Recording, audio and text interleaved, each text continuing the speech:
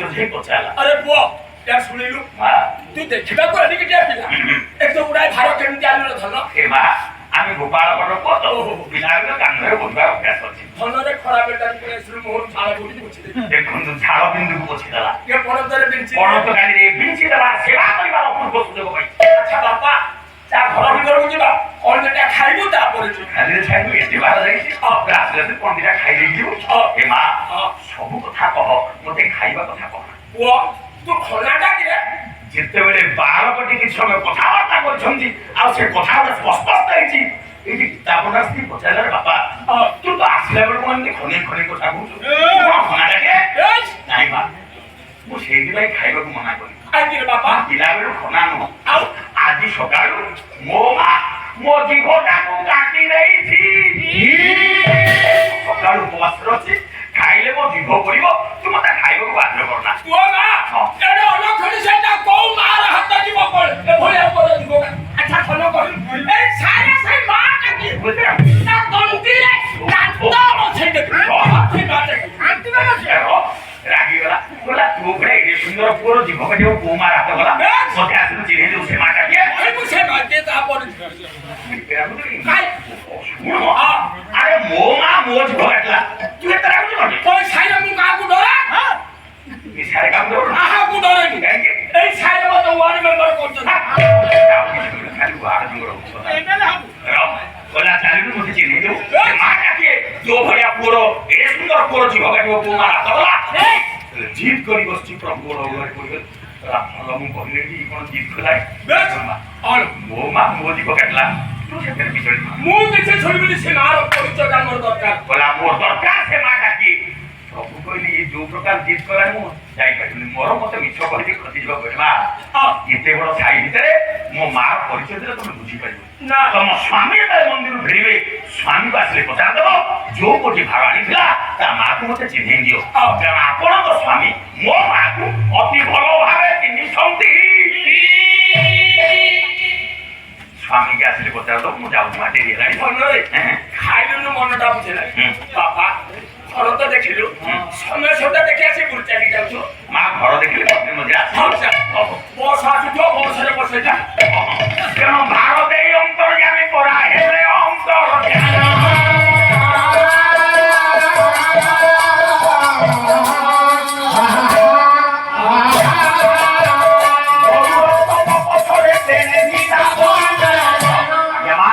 ପ୍ରଭୁ ସିନା ଭାର ଦେଇ ଅନ୍ତର୍ଧ୍ୟାନ ହେଇଗଲେ ହେଲେ ଗୌର ସ୍ତମ ପଛପଟେ ଅଧିକା ପଡିଥିଲା ଗୀତା ପଣ୍ଡା ଯେତେବେଳେ ପହର ପଡ଼ିବାର ସମୟ ହବ ବଡ଼ ସିଦ୍ଧା ବେଶ ସରିବା ପରେ ବିଚାର କଲେ ଯେମିତି ହେଲେ ତ ଘରକୁ ଯିବାକୁ ହବ କାରଣ ସଂସାର ଭିତରେ ଘର କରିଥିଲେ ସେ ଝିରି ଯାଇଥିବା ଗୀତା ପୃଷ୍ଠାକୁ ଗାମୁଛା କାଢ଼ି ବାନ୍ଧି ଘରକୁ ଦୁଃଖରେ ଭଗ୍ନ ମନ ଧରେ ଫେରିବାର ବ୍ୟଭିତ ପୂର୍ବରୁ ଗୌର ସ୍ତମ ପଛପଟେ ଠିଆ ହେଲା କହିଲା ପ୍ରଭୁ ଜୀବନରେ କେବେ କିଛି ଆପଣଙ୍କୁ କହିନି ଆଜି କିନ୍ତୁ ସହିବାର ସମସ୍ତ ସୀମା ସରହଦ ଡେଇଁ ଯାଇଛି ବୋଲି ମୁଁ ଯିବା ପୂର୍ବରୁ ଆପଣଙ୍କ ମନରେ ଉଙ୍କି ମାରିଥିବା ଗୋଟେ ପ୍ରଶ୍ନଟିଏ ପଚାରିକି ଯାଉଛି ହେ ବିଶ୍ୱ ଚିନ୍ତାମଣି ତୁ ଛୋଟିଆ ପ୍ରଭୁ ନୁହଁ ତୁ ଚୌବର୍ଗ ଦାତା ଅନ୍ନପୂର୍ଣ୍ଣା ପରିଯାତ୍ରୀ ମହାଲକ୍ଷ୍ମୀଙ୍କର ଚରଣ ସେବିକା ତୁ ଚକା ଆଖିକି ଦେଖିଦେଲେ ସମସ୍ତ ଦୁଃଖ କ୍ଲେଶ ଦୂର ହେଇଯାଏ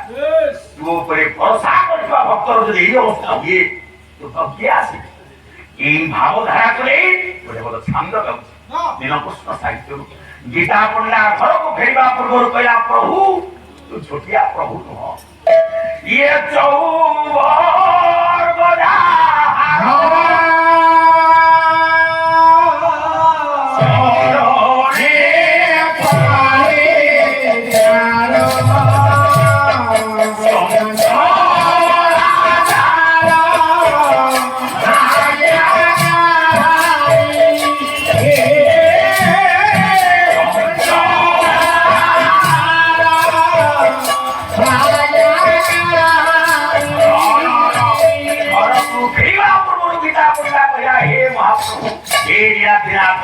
চৌবর্গ যাহার চরণে পরিচার চঞ্চলা যার আজ্ঞাকারী চৌবর্গ দাতা অন্নপূর্ণা পরিযাত্রী তোর চরণ সেবিকা যাহি যা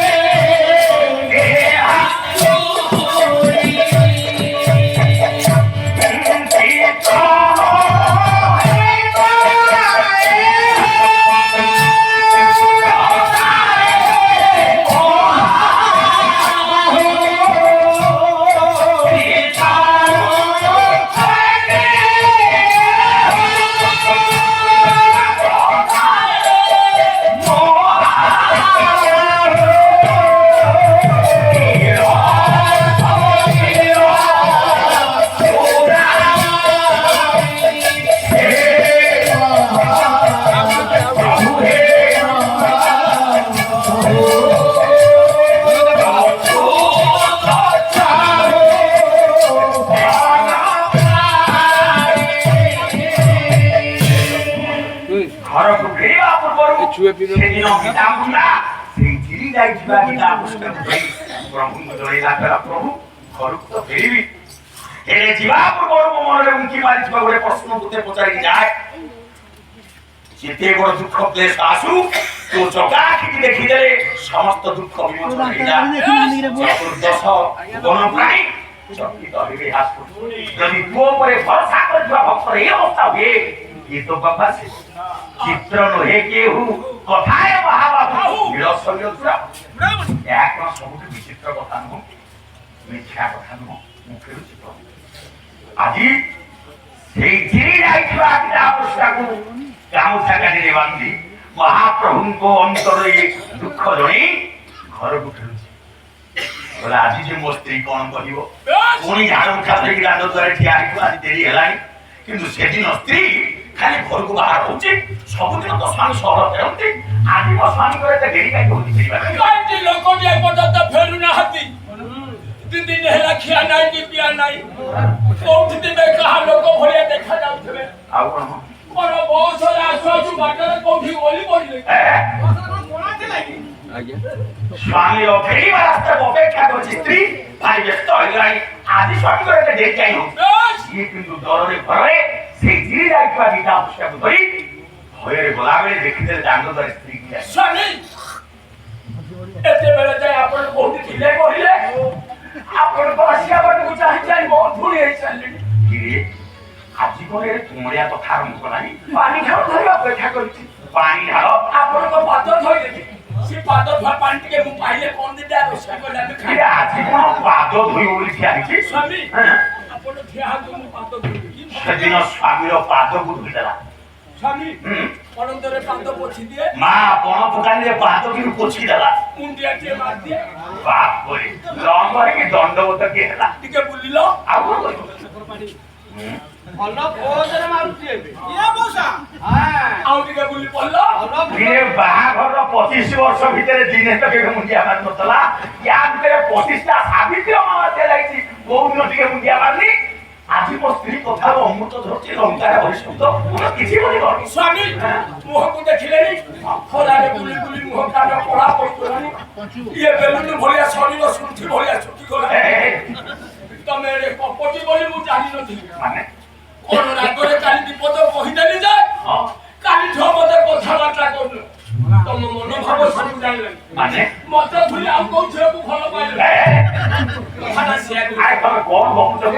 ତମେ ଏଡେ କପଟି କପଟି ମୁଁ ପରା ତମ ସ୍ତ୍ରୀ ହଁ ଏଡେ ବଡ ଲୋକ ସାଙ୍ଗରେ ମୈତ୍ର ହଜ କାଇଁ ସେ କଥା ତ ମତେ ଦିନେ କହିନ ମୈତ୍ର ପୁଣି ବଡ ଲୋକ ସାଙ୍ଗରେ